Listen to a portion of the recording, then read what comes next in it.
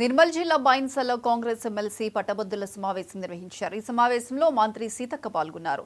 ఈ సందర్భంగా ఆమె మాట్లాడుతూ కాంగ్రెస్ ఎమ్మెల్సీ అభ్యర్థి నరేంద్ర రెడ్డిని గెలిపించాలని పిలుపునిచ్చారు. ఈ కార్యక్రమంలో ఎమ్మెల్యే వెడ్మా బొజ్జు, మాజీ ఎమ్మెల్యేలు వేణుగోపాలాచారి, విఠల్ రెడ్డి, నారాయణరావు పటేల్ పాల్గొన్నారు.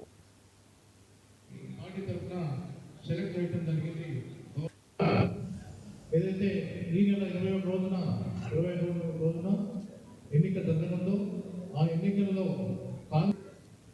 పిసిసి ప్రెసిడెంట్ మహేష్ కుమార్ గారు స్కూల్స్ అండ్ కాలేజెస్ సంస్థ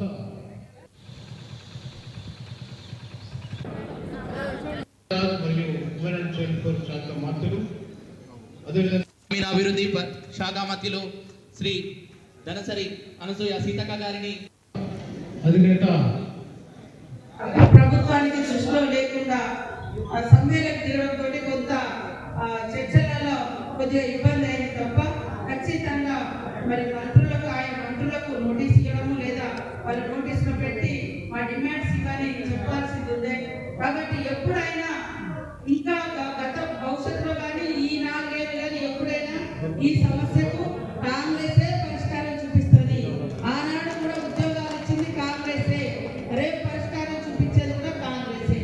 కాబట్టి మీరందరూ కూడా పరిష్కార దిశగా మన నరేంద్ర రెడ్డి గారిని మరి మొదటి ప్రాధాన్యత అని కాకుండా ఒకటే ఓటేయాలని. నేను కాంగ్రెస్ పార్టీ అభ్యర్థి ఆల్ఫోన్స్ నరేందర్ రెడ్డి మరి 27వ తేదీన జరగబోయే పట్టభద్రుల ఎమ్మెల్సీ ఎన్నికల్లో పట్టభద్రులు అందరూ కూడా మరి కాంగ్రెస్ అభ్యర్థి అయిన నరేందర్ రెడ్డికి మొదటి ప్రాధాన్యత ఓటు వేయాలని చెప్పేసి కోరుకుంటూ మరి ముఖ్యంగా కాంగ్రెస్ ప్రభుత్వం నిరుద్యోగులకు కానీ ఉద్యోగులకు కానీ ఎన్నడూ లేని విధంగా తెలంగాణ రాష్ట్రం ఏర్పడిన తర్వాత మరి వీళ్ళందరి లోపల ఆశలు చెగిరించినాయి.